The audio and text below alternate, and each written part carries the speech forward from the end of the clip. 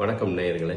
இன்னைக்கு என்ன பார்க்க போறோம்னா, நம்ம தொகுப்புல ஒரு 58-year-old லேடி, ஃபார்மர். இந்த பேஷண்டோட எக்ஸ்ரே பாருங்க. ஜவ் கிழிஞ்சதுக்கு ஆப்ரேஷன் செஞ்சிருக்காங்க.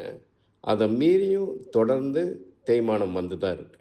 முட்டிக்காலுக்குள்ள ஜவ்வு கிழிதல், அதுக்கு ஆத்ராஸ்கோபி சர்ஜரி செஞ்சாலும் சில பேர்த்துக்கு நிரந்தர தீர்வு கிடைக்காது.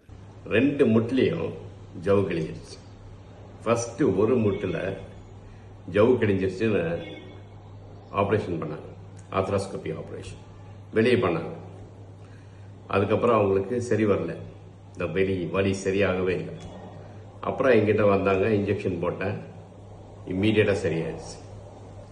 அதுக்கப்புறம் இன்னொரு முட்டில் ஆப்போசிட் சைடில், லெஃப்ட் சைடில் அதே மாதிரி ஜவ்வு கிழிஞ்சிருச்சு.